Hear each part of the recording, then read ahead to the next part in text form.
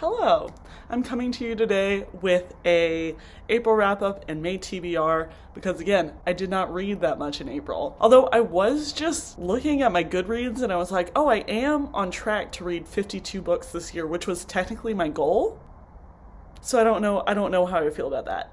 I feel like I'm not reading enough. I think it's because I'm rereading a lot of books. Anyways, I can psychoanalyze some other time. Let's just get to some book content. So, in April, I started out the month really strong with Exhalation. I read most of this in March. Forgot what month comes before April. I read most of this in March, but I did just really enjoy the short story collection. Basically, Ted Chiang is a really great sci-fi short storyist. This is just a very varied collection. I gave it 5 stars. I mean, I think he's really good at putting you 3 steps down the technology chain from where we are, and then actually spending the effort to play out how that affects society, if that makes sense. It's not just oh, we're on a world where everybody is amphibious and green, and there's a matriarchal societal structure, and also gravity doesn't exist, but everything's exactly the same in terms of everything. It's just set in that world because that would be more interesting. I don't know. Where am I going? This is really great. I will say, I am rating it 5 stars because it really made me think a lot. There are some weaknesses in this collection. For me, a lot of the middle stories were sort of not as good. I mean, I think short story collections can be quite variable in the quality of the story. So yes, there were definitely some flops in here for me, even though overall I thought it was pretty amazing. The other thing is that if you really need character and interpersonal stuff, I guess, to be interested in story, I don't think he's very good at that. I mean, the dialogue in this thing is so stilted. He really shines when it's I don't know, considering implications or philosophizing, sort of. So if that sounds terrible to you, follow your intuition, is all I'm gonna say. But I loved it. Okay, that's all. After that, I read Ptolemy's Gate by Jonathan Stroud. This is the conclusion to one of my favorite YA fantasy series that I read when I was in middle school and high school. And, I mean, I love it. I can't say anything about the plot because it's the end of a trilogy, and I don't want to ruin it. But if you're looking for a YA fantasy that has, an interesting magic system, fun characters, and, what I think are quite profound broader implications in terms of, government and power and, how the world works, I highly recommend picking up this series. It's so good, and I feel like it's not appreciated enough. So the beginning of this book sort of starts on a little bit of a downer because one of your favorite characters is really down and out, not doing well, but it's still a really wonderful book. I've reread these a ton. I was just on Noelle's channel doing a live over there a week ago, and she asked me how much I reread, and I was like, I don't really reread, but then I realized 2 of the books that I read this month were rereads, so maybe I reread a lot. Maybe I just lied. Go read the Bartimaeus trilogy. I hope somebody does. That's all I need to be happy. Okay. That's said. I'll stop overreacting. Right, I obviously rated that 5 stars. So, okay. Next up, I read Frankenstein in Baghdad by Ahmed Sadawi, and I did enjoy this. I only gave it 3 stars. I was somewhat conflicted. The setup, the premise, was really interesting. Basically, what happens in this book is that there's a junk collector in Baghdad who is pissed about, the civil unrest and the suicide bombings and, the violence he sees around him, and the inaction of the government. So he basically is I'm gonna sew together all the body parts I find on the street to make a whole body, and then it's a political statement being look, you left a whole body on the street, what are we doing here? So he does that, but it's a Frankenstein story, so the body comes to life. So yeah, I mean, I really found the first half of the book really interesting, and I really was a fan of all the characters. It's definitely in the tradition of Shelley's original Frankenstein, where the Frankenstein monster is basically a philosopher. I mean, he talks about philosophy a lot.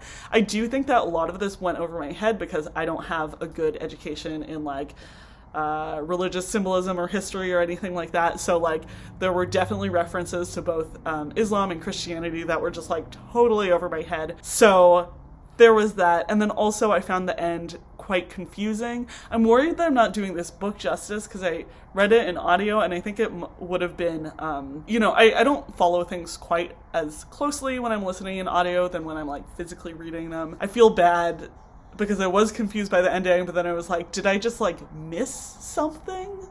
I don't know. Anyways, I know a lot of people really like this book and I think it's probably really good. In audio, it was hard for me to follow. I still really enjoyed the premise, so I don't know where that leaves us. I guess that leaves us at a 3-star, which means I liked it. 3 stars are good for me. I feel like I need to re-emphasize that every once in a while. Okay, after that, I read Off the Clock, Feel Less Busy While Getting More Done by Laura Vanderkam. And this is another book that I've actually read before. I feel like I don't read a ton of self-help, but I do like this book because it's a little bit more, I guess it's a little bit more philosophical than your normal self-help book. It's really asking the question, like, what do you want to prioritize? What do you actually want to spend your time on? What's actually important to you? It's like asking those questions rather than just being like, well, if you brush your teeth in the shower, you'll save 30 seconds off your morning routine. I really don't like self-help as a genre, but this one's good. I think I rated it 4 stars. I guess it just sort of like is more of a step back book in terms of like, take a second to actually think about what you want, I guess. Which I think is a better way to approach self-help. I don't know. Anyways, I will say that this does suffer a lot from like the classic self-help problem where it assumes that everybody reading the book is a middle to upper middle class white person in the US. Like there's like definitely this idea of like, if you don't want to do something, pay somebody else to do it. It's like, I mean, good for you. Glad you're living that lifestyle. Good job. But like, that's not feasible for most people. So anyways, the like self-help in general has a privilege problem, and it's always a little bit frustrating to stumble on those sections where it's just like, what's the problem? Throw money at it. Anyways, so great grain of salt, lots of little grains of salt for that book, but it was helpful to me at this point in my life right now. Okay, that's it. Oh, I forgot to mention that Frankenstein in Baghdad I read for Linguathon, which I'm like applauding myself for because that is the first book I've ever successfully read for a readathon, which is wild to me because I've been here for 6 months. So that's just me not having any follow through. But I did it. I did see in the Discord that the average number of pages read per person for the Linguathon challenge is like over 1,000, so I'm definitely bringing down that average, but we're calling it a personal success. That's all. Okay. I do feel like thinking a little bit more proactively about my April reading did sort of help me prioritize some books that I actually wanted to get done, so I thought I would do the same for May. A lot of these are books that I already started, so I want to talk about what I'm continuing to read, I guess. And yeah, so let's get into the May TBR. I don't know what that was. Okay, books. I'm trying to read a little bit more off my shelf these days, just to, get that ratio a bit better, because I have a lot of books that I have not read that I own. So first, books that I'm in the middle of. I did start reading How to Write an Autobiographical Novel last month. This is an essay collection that I said I was going to start, so look at me.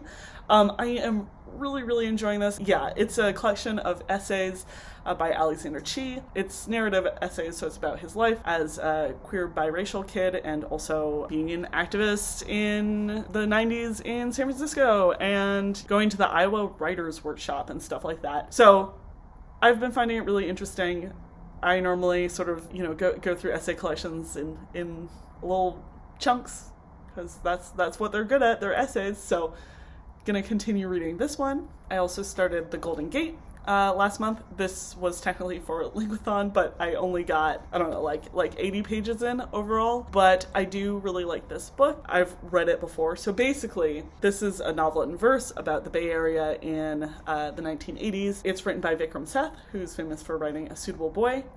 And I remember it just being a lot of fun, so I wanted to prioritize rereading it. Yes, so gonna finish this one in May. This one, I'm not so sure. Authority, I've been reading this for a while. I am over halfway through. I'm on page 175, so it's happening.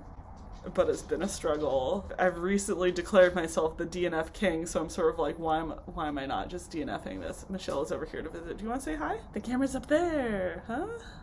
It's up there. Okay, never mind. I don't know what I'm doing with this book. I feel like I would have DNF'd this long ago if I hadn't actually already bought the whole series. I'm normally really good at like not buying books I don't think I'm gonna read ever. But I got excited by these covers because these covers are really nice. And then also, I don't know, my library, dog. What are we doing, dog? The library didn't have these ebooks, so I was like, I'll just get them. So I would be really sad if I DNF'd the second book and didn't even ever attempt to read the third book. And also I'm supposed to be buddy reading this with Mo. There's a lot of guilt wrapped up with this right now, but I guess I hope I can actually finish it and take it off my plate this month, and that'll be fine. Okay, but for new books, I have 3 that I would really like to get to this month. Obviously, I'm probably not going to finish all of these, but these are just some May TBR thoughts. The first is Interior Chinatown by Charles Yu. This won the National Book Award, and I've been meaning to read this. It sounds really interesting and funny, and I feel like funny books aren't awarded very often, so I really just wanted to support it and read it. So I want to get to this one. It's written like a screenplay, so even though it's a little thick, it's not actually that dense, so hopefully I can actually get to this one. Another book that I want to get to is Minor Feelings. I've read the first essay in this, and it is very good. I mean, I think considering the hate crimes against people of Asian descent in the US recently, I really wanted to prioritize some reading that will give me some insight into the Asian American experience. Yeah, so I'm really looking forward to reading some more essays out of this guy. And then Tana French, what's up? I've been putting off this book because I think that this is the sort of book that's going to make me forget all of my actual responsibilities and just marathon it. So I have been like hiding it from myself, but I think I would just really enjoy a little thriller mystery for myself, and Tana French is the master, and I really want to get to this book. I don't have a plot summary for you because I haven't looked it up. I just trust that this is going to be great. It's the 3rd book in the Dublin Murder Squad series. Yeah, I think it focuses on Frank. Yeah, it focuses on Frank Mackey, who's sort of like the big boss in The Likeness, the previous book. So I'm really interested in finding out more about him. Okay, that's it. Thank you so much for watching today. I hope that you guys have a good weekend, and yeah, see you next time. Bye.